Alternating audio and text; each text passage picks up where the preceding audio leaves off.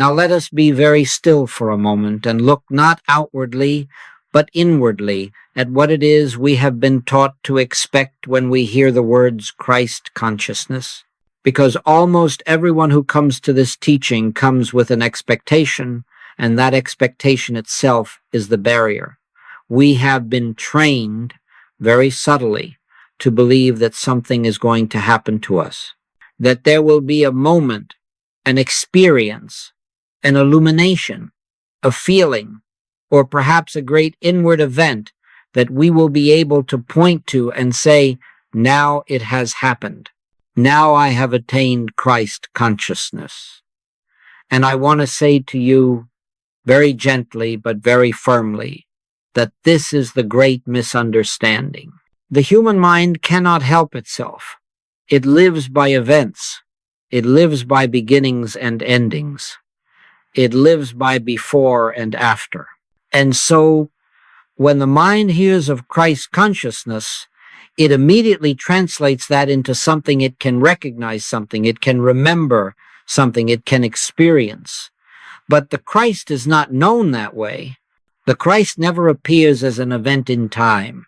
The Christ is never something that happens to you, and the very moment you are waiting for something to happen, you have already removed yourself from the awareness of what is. Jesus never said, the kingdom of God will come to you with signs. He said the very opposite. The kingdom of God cometh not with observation. That means it does not come with fireworks. It does not come with sensations. It does not come with emotional highs. It does not come with visions or voices or feelings that rise and fall. And yet, generation after generation, we have been trained to look for exactly those things and to mistake them for spiritual attainment. Now, do not misunderstand me. Experiences may come. They may come and they may go. There may be moments of deep peace, moments of illumination, moments of joy, moments of release. But if they come, they will go. And anything that comes and goes is not Christ. Before Abraham was I am. That which says I am does not arrive, and it does not depart. It is not born, and it does not die. It is not intensified, and it is not diminished. It simply is. Here is where the difficulty lies. The personal sense of self wants proof. It wants evidence. It wants assurance. It wants to say, I felt something, or I saw something, or I experienced something.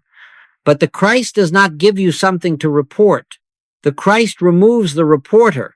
That is why this teaching is so unsettling to the human sense. There is nothing here for the ego to collect.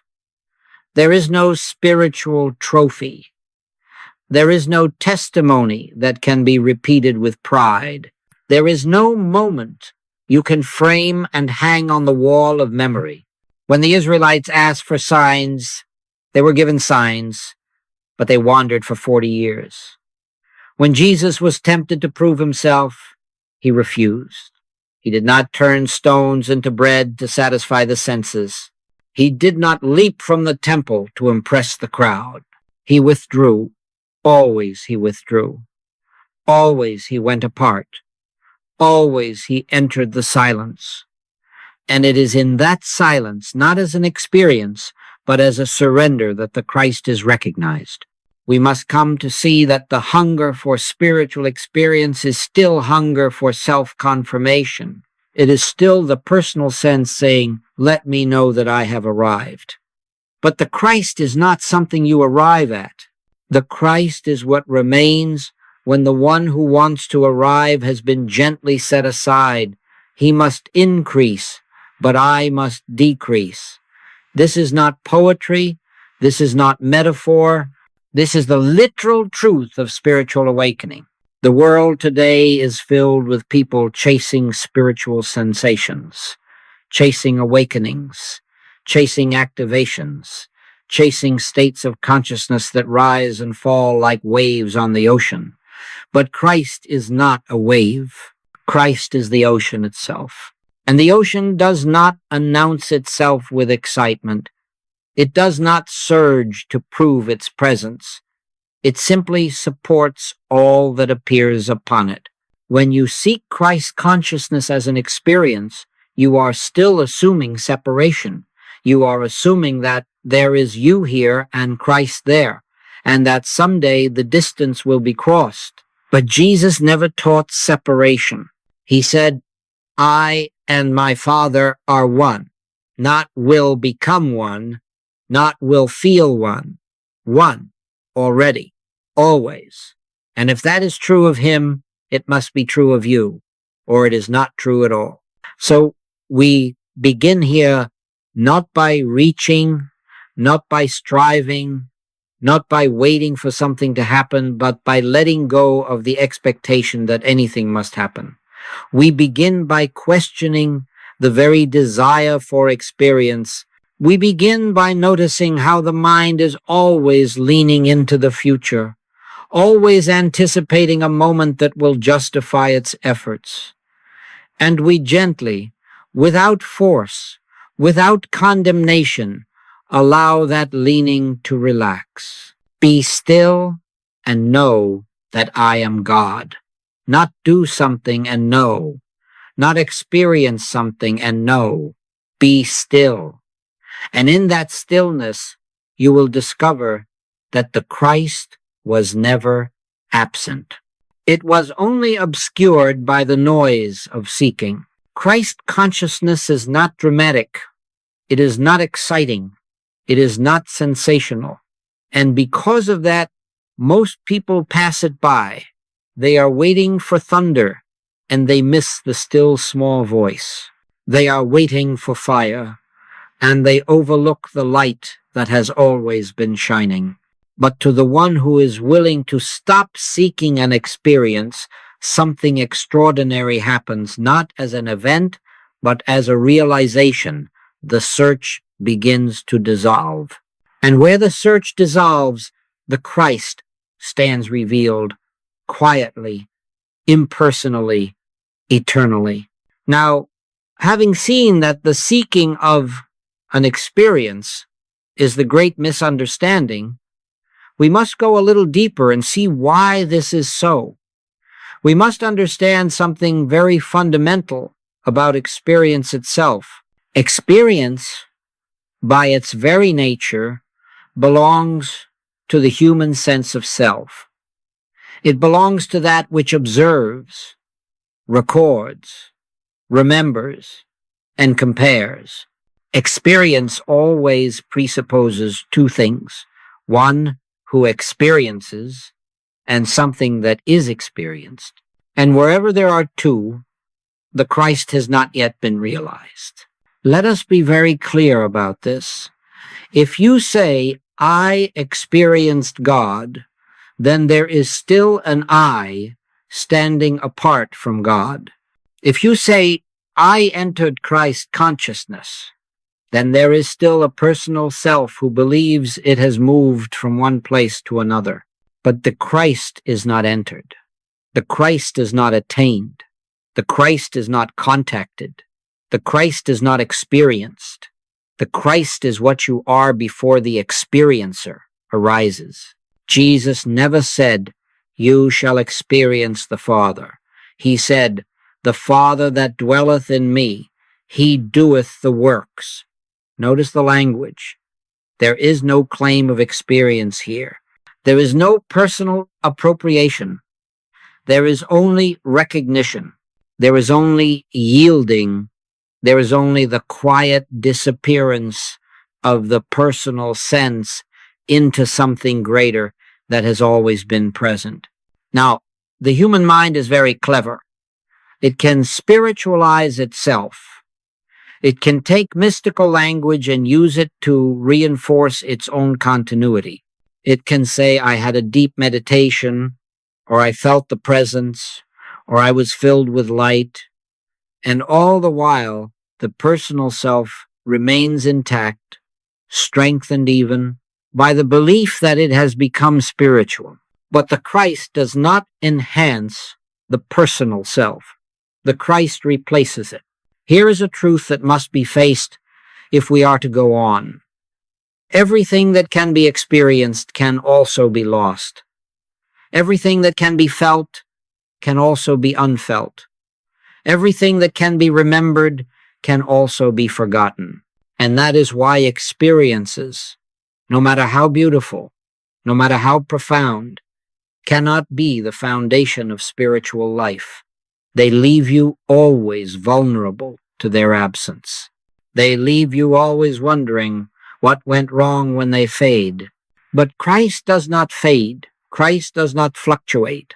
Christ does not rise one day and fall the next. Jesus Christ, the same yesterday, today, and forever.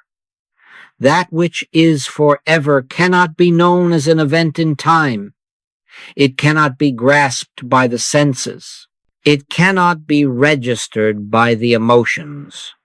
It can only be recognized when the mind ceases its effort to grasp.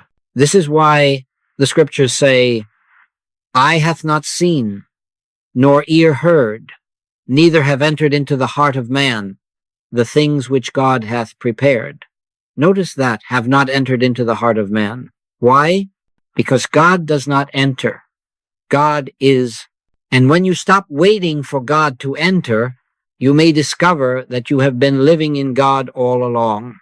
The personal sense of self wants assurance through experience because it lives in fear of uncertainty. It wants to know, am I progressing? Am I advancing? Am I awakening? But Christ consciousness does not measure progress. It ends the measurer. It does not give the mind something to track. It takes the mind out of the center altogether. This is why Jesus said, "He that loseth his life for my sake shall find it." He did not say, "He that improves his life." He did not say, "He that spiritualizes his life." He said, "loseth." And what is lost? The life that lives by experience. The life that depends on feeling, on knowing, on perceiving. That life must gently, willingly be laid down. Now, I know that this can sound frightening to the human sense. It can feel as if something is being taken away, but nothing real is ever taken away. Only that which was never true is surrendered. When the experiencer loosens its grip, what remains is not emptiness. What remains is being, I am that I am. Not I experienced, not I felt, not I became, I am. The Christ is never an object of awareness. It is awareness itself. And awareness cannot be experienced because it is that which experiences. You cannot step outside of it to observe it. You can only cease identifying with what you are not. And this is the great simplicity of the teaching, a simplicity so radical that the mind resists it at every turn. So we do not ask, what did I experience today? We do not ask, did I feel the Christ? We do not ask, was my meditation deep enough? These questions belong to the human sense of self, and they keep that sense alive.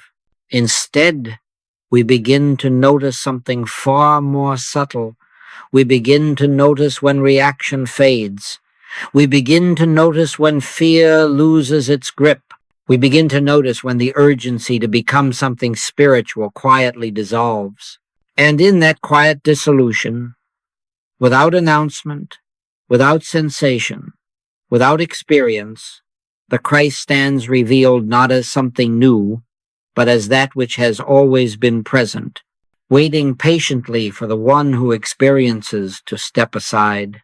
Now we come to a point where the human mind begins to feel distinctly uncomfortable, because here we must let go of one of its most cherished habits, the habit of defining itself.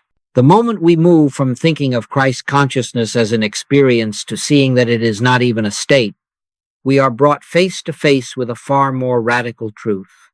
Christ is not something you enter into. Christ is your identity, revealed when the false sense of identity is relinquished.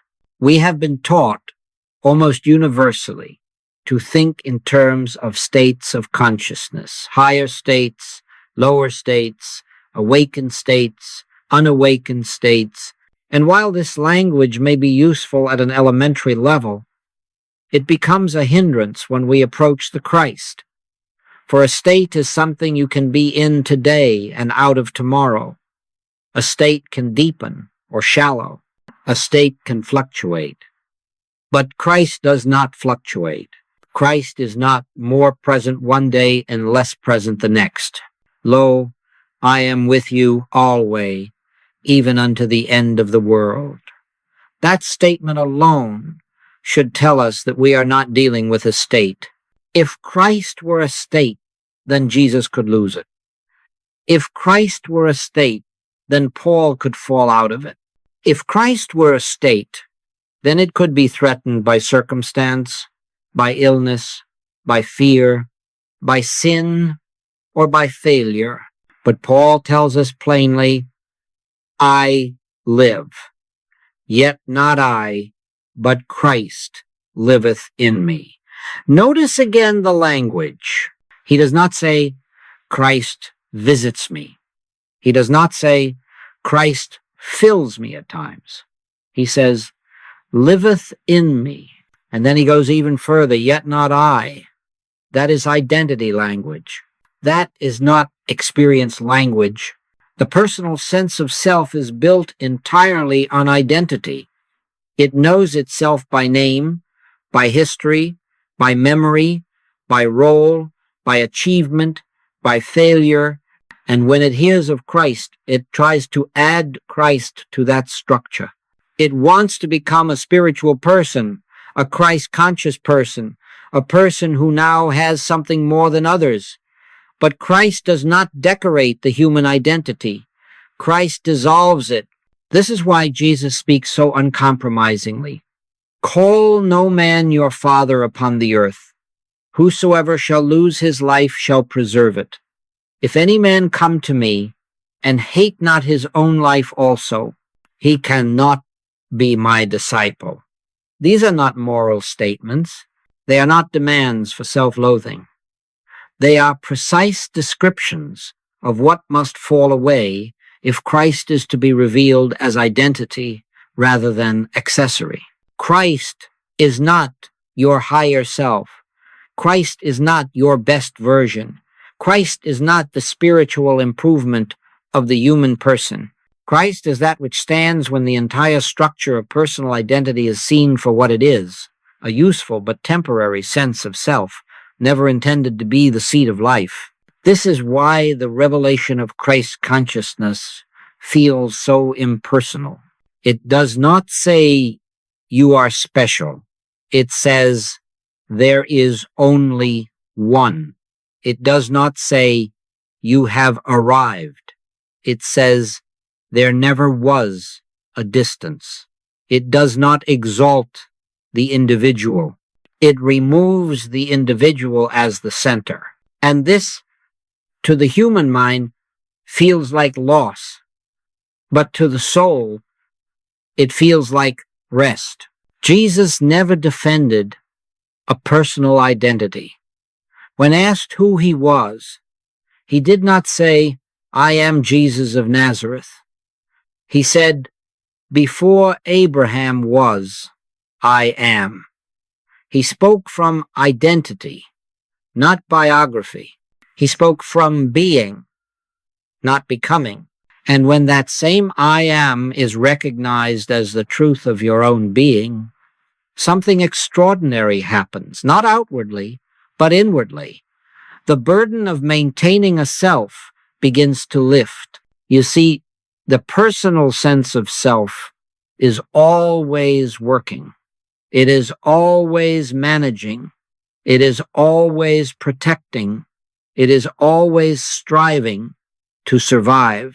to succeed, to be secure. But when Christ is recognized as identity, there is a shift so subtle that the mind may miss it entirely. Life continues. Circumstances may look the same. And yet there is a quiet knowing that I am not the doer. The Father within doeth the works. At this point, the question is no longer, how do I attain Christ consciousness? That question falls away. The question becomes, what am I still holding on to that prevents me from recognizing what already is? And often, what we are holding on to is the belief that we must remain someone in order to live. But the great paradox of the Christ is this: when the false sense of self loosens, life does not end, it begins. So Christ consciousness is not a state you visit. It is not a level you maintain. It is not something you practice. It is the revelation that there is only one life, one being, one presence, and that this presence has been living your life all along, patiently waiting for you to stop claiming it as your own. Now we come to something that may seem at first almost too simple to be true, and yet it is the very heart of the teaching. If Christ is not an experience, and if Christ is not a state, and if Christ is not something added to the human self, then it must follow inevitably that Christ is not revealed through practice. And this is where many sincere students stumble, because they have been taught all their lives that spiritual attainment is the result of discipline, effort, repetition, and method. Let us look at this very calmly. A practice is something you do. A method is something you apply. A technique is something you perform in order to achieve a result. But we have already seen that Christ is not a result. Christ is not an outcome. Christ is not something produced by correct procedure. And therefore, no practice, no matter how refined, can reveal that which is already fully present. This does not mean that practices are wrong. It means they are limited. They can quiet the mind to a degree. They can refine thought. They can prepare consciousness, but they cannot cross the final threshold, because the final threshold is not crossed by effort. It is crossed by surrender, not by might, nor by power, but by my spirit, saith the Lord. And spirit does not respond to human effort. Spirit responds to availability. Silence, as we speak of it here, is not a practice. Silence is not something you do for 20 minutes in the morning and 10 minutes at night. Silence is not a discipline. Silence is the absence of interference. Silence is what remains when the mind stops trying to reach God, please God, understand God, or use God. Silence is the state in which the personal self has, even if only momentarily, stepped out of the way. Jesus did not give techniques. He did not outline methods. He did not teach his disciples how to pray in order to get results. In fact, he warned them against much speaking. When ye pray, use not vain repetitions. And again, your Father knoweth what things ye have need of before ye ask him. If the Father already knows, then what is the function of prayer? Surely not persuasion. Surely not instruction. Surely not effort. Prayer, in its highest sense, is listening. Now, listening requires silence, and silence cannot be manufactured. The moment you try to be silent, you are already engaged in activity. Silence comes when the need to do something falls away. Silence comes when the mind, exhausted of its own efforts, becomes still. And in that stillness, not because you have earned it, not because you have done it correctly, but because there is no longer resistance, the Christ reveals itself. This is why the scriptures say, in quietness and in confidence shall be your strength, not in striving, not in effort, not in performance. Quietness, confidence. Confidence in what? Confidence that God is. Confidence that the kingdom is within. Confidence that nothing needs to be added, achieved, or fixed before God can be present. That confidence dissolves the frantic activity of the human mind, and where that activity dissolves, silence naturally appears. Many students believe that silence means emptiness, and they fear it. They fear that if they stop thinking, stop affirming, stop praying, stop seeking, they will be left with nothing. But silence is not nothingness. Silence is fullness, unrecognized by thought. Silence is consciousness resting in itself. Silence is the ground in which the word becomes flesh, not spoken, not declared, but lived. You will notice something important here. Silence does not give you information. Silence does not explain. Silence does not answer questions in the way the mind expects. And yet, when you come out of silence, if we can even use such a phrase, you may find that fear has loosened, that urgency has faded, that reaction has softened. You may find that problems no longer carry the same weight. And this is not because you have solved them. It is because you are no longer standing apart from life trying to manage it. Elijah did not find God in the wind. He did not find God in the earthquake. He did not find God in the fire. He found God in the still small voice. And that voice is not a sound. It is an awareness. It is a knowing. It is the gentle certainty that I am. And when that I am is recognized, not thought about, not spoken about, but recognized, the need for practice begins to fall away. So we do not abandon practice in rebellion. We outgrow it in understanding. We do not stop meditating because it is wrong. We stop relying on meditation to give us Christ. We let silence do what silence alone can do. Remove the illusion that something must happen for God to be present. And when that illusion falls, the Christ stands revealed, not dramatically, not spectacularly, but with a quiet authority that does not need to announce itself. It simply is. And in that isness, there is rest. Now we come to a point that often surprises and sometimes disappoints the earnest student. After all the years of seeking, after the longing, the prayer, the discipline, the study, the hope that someday something decisive will occur, the recognition of Christ comes, and it does not announce itself. There is no great sound.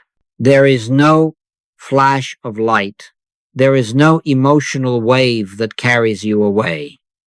In fact, very often, the first reaction of the human mind is to say, nothing happened. And that statement, paradoxically, is very close to the truth.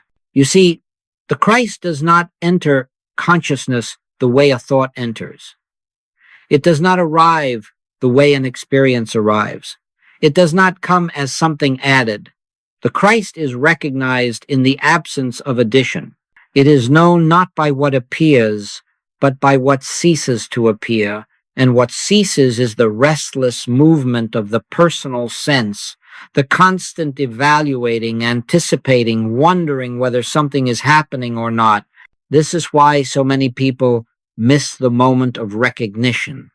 They are waiting for a feeling, and the Christ comes as certainty. They are waiting for peace, and the Christ comes as stillness beneath peace and disturbance alike. They are waiting for joy, and the Christ comes as an unshakable simplicity that does not rise or fall. My peace I give unto you, not as the world giveth, give I unto you. The world gives feelings. The Christ gives being. When the Christ is recognized, there is often a sense of ordinariness that surprises the mind. Life looks the same. The room is the same. The body is the same. The problems may even appear to be the same. And yet, something subtle has shifted. The center has moved. You are no longer standing outside of life, trying to manage it. You are resting within life, allowing it to unfold. This is why the human mind says nothing happened. It judges by sensation, by excitement, by contrast. But the Christ does not come in contrast. The Christ comes as continuity. It does not interrupt life. It underlies it. It does not replace one state with another. It reveals what has always been present beneath all states. Think of the words of Jesus. The wind bloweth where it listeth, and thou hearest the sound thereof, but canst not tell whence it cometh, and whither it goeth. The Christ is known in its effects, not in its arrival. You may not be able to say when it came, but you will notice that fear has less authority. You will notice that reaction has lost some of its urgency. You will notice that you are not so quick to defend, to explain, to justify. These are the evidences, not dramatic, but unmistakable. The personal sense wants to claim the moment. It wants to say, now I know. But the Christ does not belong to the knower. The Christ dissolves the knower. That is why there is no story to tell. That is why there is no testimony that satisfies the ego. The moment you try to describe it, you find that words fail. Behold, now are we the sons of God, and it doth not yet appear what we shall be. It does not yet appear, not because it is hidden, but because appearance is no longer the measure. Many students leave at this point. They go back to seeking experiences, teachings, practices, because the simplicity feels too bare. They say, surely this cannot be it. But what they are really saying is, surely there must be something for me. And Christ consciousness does not give you something. It removes the sense that you are missing something. When the Christ is recognized, there is no inner voice saying, you have arrived. There is simply the quiet absence of the question, am I there yet? And that absence is freedom. That absence is rest. That absence is the Sabbath, not a day, but a state of being in which striving has ended. Jesus did not celebrate moments of awakening. He lived from a continuous awareness. He did not point to experiences. He pointed to fruits. By their fruits ye shall know them. And the fruits are not visions or feelings. The fruits are love, gentleness, patience, non-resistance, trust. The fruits appear naturally when the tree is rooted in its own being. So, if you find yourself saying, nothing happened, stay there. Do not rush away. Do not seek another method. Do not judge the moment. That nothing may be the first taste of reality untouched by the need to become something else. That nothing may be the silence in which the Christ is quietly known not as an experience, but as the ground of your being. Now we come to the point where all spiritual pretenses are stripped away and where the teaching becomes unmistakably practical. If Christ consciousness is not an experience, and if it is not a state, and if it does not announce itself with sensation, then how are we to know that it is present? The answer is very simple and very uncompromising. The only evidence of Christ consciousness is non-reaction. Faith is not what you say you believe. Faith is not what you declare. Faith is not what you affirm when things are going well. Faith is revealed by your reaction or your lack of reaction when appearances confront you. Why are ye fearful, O ye of little faith? Jesus did not ask this when the sea was calm. He asked it in the storm. The personal sense reacts automatically. It reacts to good and evil, to gain and loss, to praise and criticism, to health and disease. Reaction is the signature of belief in two powers. Reaction says, this appearance has authority over me. Reaction says, something outside myself can disturb my peace. And as long as reaction governs consciousness, Christ's consciousness has not yet been realized, no matter how many experiences one may have had. Now, do not misunderstand this. Non-reaction is not suppression. It is not indifference. It is not a human attempt to remain calm. Non-reaction is the natural state of consciousness when there is no longer a personal self standing apart from life, trying to defend itself. When Christ is recognized as identity, reaction fades because there is no longer a center to be threatened. This is why Jesus could say, resist not evil. This is one of the most misunderstood statements in Scripture. It does not mean that evil is real and should be tolerated. It means that evil has no reality to resist. Resistance gives reality. Reaction gives power. And Christ's consciousness sees through appearance without engaging it. When the Christ is present, appearances still arise. Problems may still present themselves. The body may still have sensations. The world may still produce conflict. But the response is different. There is a pause where there used to be panic. There is stillness where there used to be struggle. There is trust where there used to be control. Though I walk through the valley of the shadow of death, I will fear no evil. Why? Because a shadow has no substance. Here is where many deceive themselves. They believe that Christ consciousness will remove appearances. They believe it will fix conditions. They believe it will rearrange the outer world. But Christ consciousness does something far more radical. It removes your belief in the authority of appearances. And when that belief is gone, appearances collapse of their own weight. Non-reaction is not something you practice. It is something that happens when you are no longer personally involved. When the Christ is recognized, you do not have to remind yourself not to react. Reaction simply loses its footing. The situation may still be addressed. Action may still be taken.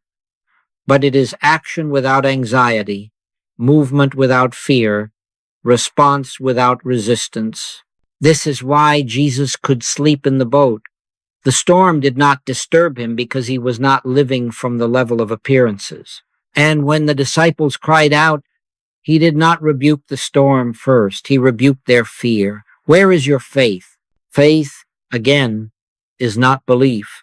Faith is trust so complete that reaction becomes unnecessary. If you want to know whether Christ consciousness is dawning in your life, do not ask what you feel in meditation. Look instead at how you respond to discord. Look at how quickly you rush to fix, to judge, to control, and then notice when, even slightly, there is more space. That space is the Christ revealing itself, not as power, but as peace. The Christ does not fight appearances. The Christ outlives them. And when you find yourself standing without reaction, without fear, without urgency, you are standing on holy ground, not because something special has happened, but because something false has fallen away. Now, at this point in the unfolding of truth, something very important must be faced, because this is the place where many sincere students quietly turn back. not because the teaching is false, and not because it has failed them, but because it offers no reward to the personal sense of self.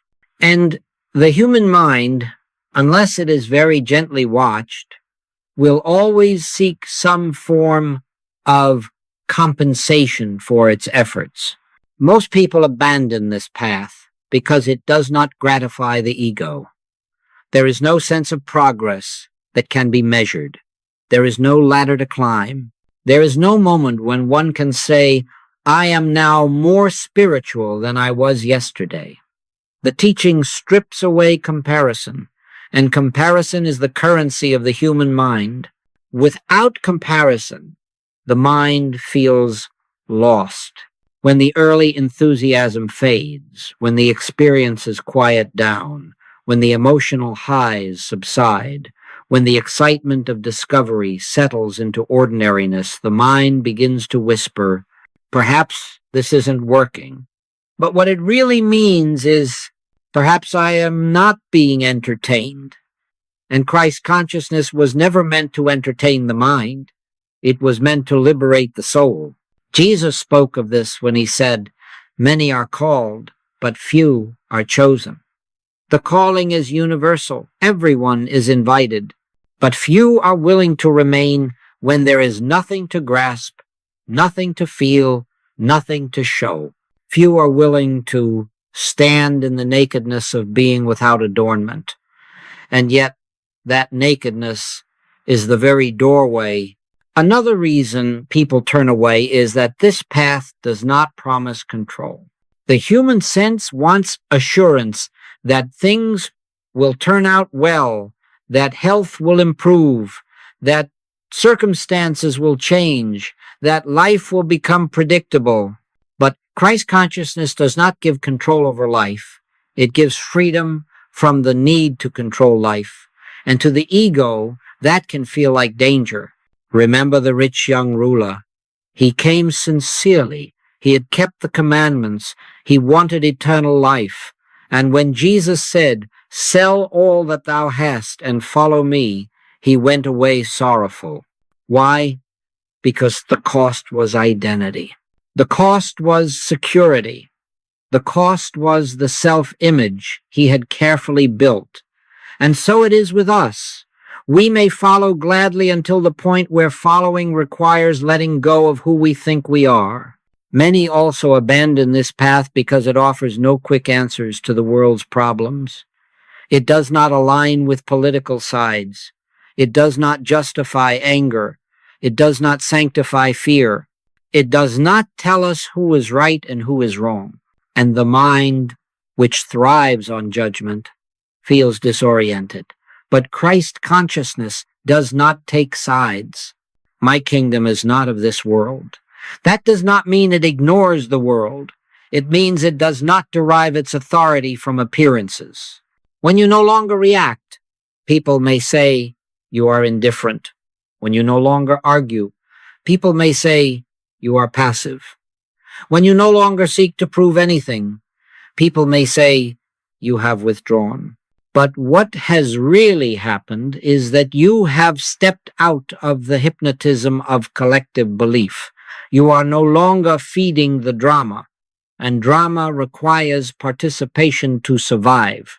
There is also a subtle loneliness that can arise at this stage, not because you are separated from others, but because you are no longer joined to them through shared fear, shared outrage, or shared striving.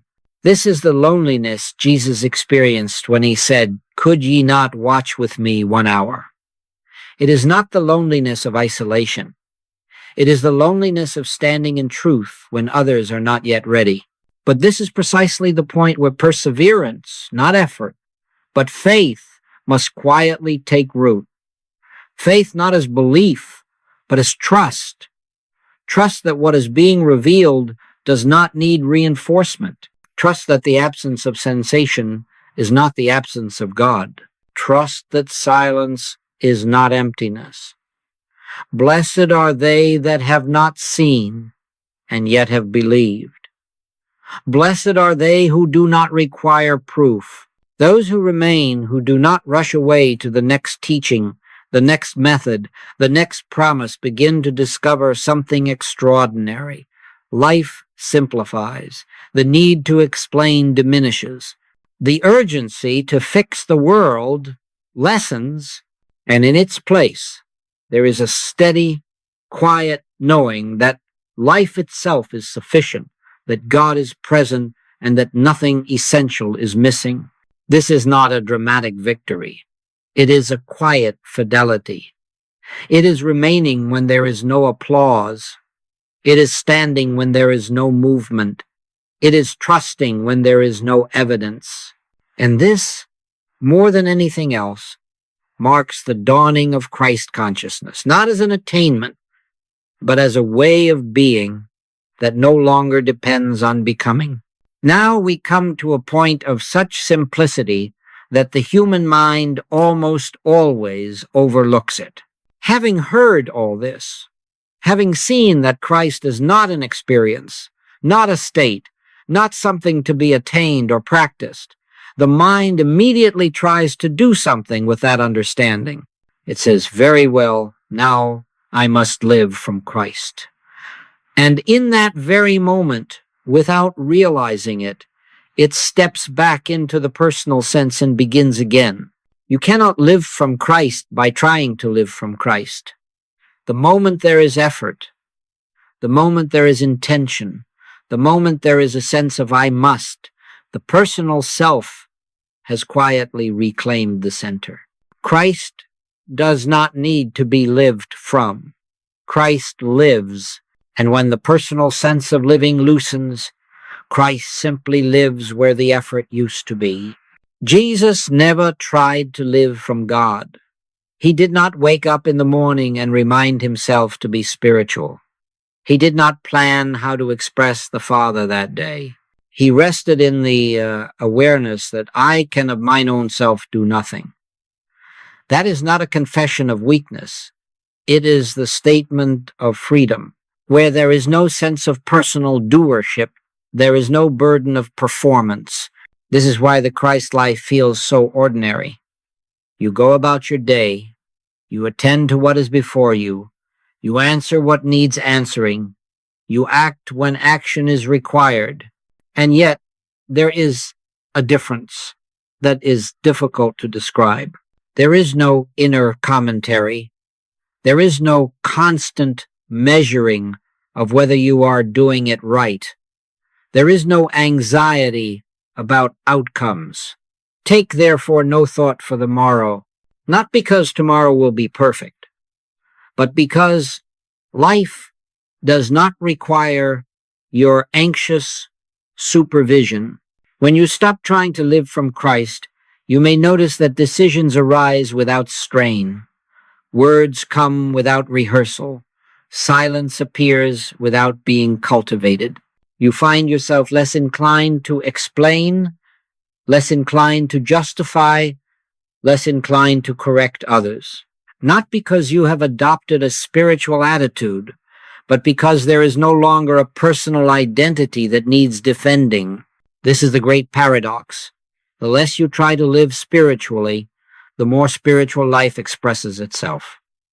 The less you try to be guided, the more guidance unfolds naturally. The less you attempt to surrender, the more surrender happens of its own accord. Not I, but Christ. That statement does not describe an achievement. It describes a disappearance.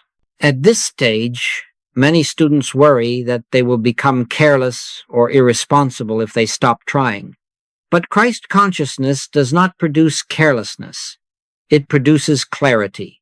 It does not produce passivity. It produces right action.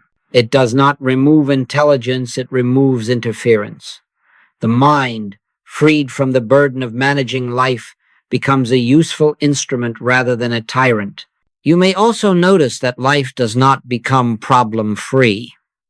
Conditions still arise.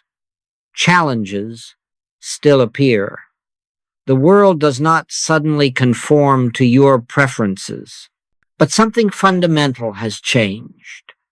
You are no longer living against life. You are living with it.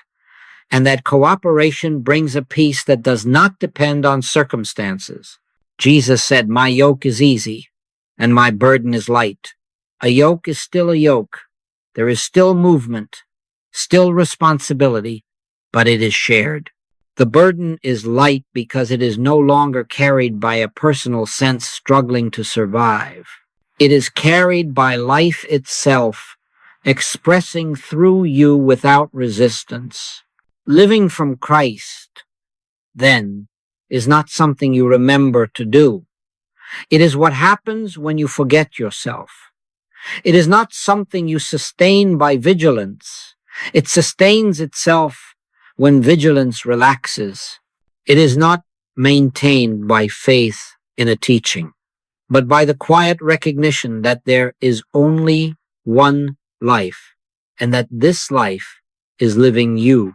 And when this is seen even dimly, even intermittently, there is a gentle humor that arises. You see how hard you once tried. You see how serious you were about becoming spiritual. And you smile not in ridicule, but in compassion for the self that thought it had to carry the weight of existence.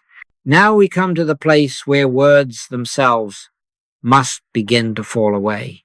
Because if anything has been revealed through all that has been said, it is this: Christ consciousness is not something that can be concluded. It cannot be summarized. It cannot be claimed. The moment you think you have understood it, the understanding itself becomes the veil. The human mind always wants an ending. It wants a conclusion it can carry away. It wants something it can say, "Now I know." But Christ is not known that way. Christ is known only in the degree that the need to know dissolves. Behold, I stand at the door and knock. The door is not opened by effort. It opens when resistance ends. At this point, there must be a very gentle but very complete letting go, not only of seeking, not only of effort, but even of spiritual identity. Not, "I am a seeker," not, "I am awakened," not, "I live from Christ." Even these must go. For as long as there is an I claiming something, there is still separation, and Christ is not divided. Jesus did not say, "I have found the truth." He said, "I am the truth." And even that was not spoken from a personal sense. It was spoken from the disappearance of the personal sense. That is why he could also say, "Why callest thou me good? There is none good but God." He refused every attempt to turn truth into personal possession. So we do not leave here today with a new concept. We do not leave with a new practice. We do not leave with a new identity. If anything, we leave with less certainty, less definition, less grasping. And that is a blessing.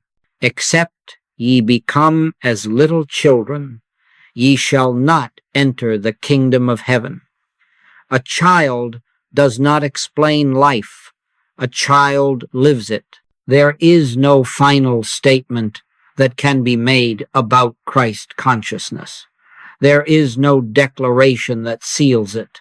There is no experience that confirms it. There's only a quiet willingness to stand without leaning on thought, without reaching for assurance, without demanding proof. And in that standing, something takes over, not dramatically, not visibly, but effectively. The scriptures say, "The Lord shall fight for you, and ye shall hold your peace." Holding your peace does not mean suppressing fear. It means ceasing to claim authorship of your life. It means allowing life to live itself as you, without interference. And when this is allowed, you will find that things are handled not always as you would choose, but always as they must be when truth is present. So do not try to remember this teaching. Do not quote it to yourself. Do not apply it to problems. That would only turn it into another tool of the mind. Let it go. Let it sink beneath thought. Let it do its own work. The seed is the Word of God. And a seed does not grow because you pull on it. It grows because it is left alone. Christ consciousness is not something you take with you. It is what remains when you stop taking yourself so seriously. It is what stands revealed when there is no longer a need to become anything at all. And when that is so, life moves on quietly, simply, naturally, without the burden of self, without the drama of attainment, without the fear of loss. There is nothing more to say. There is nowhere else to go. There is nothing to do. I am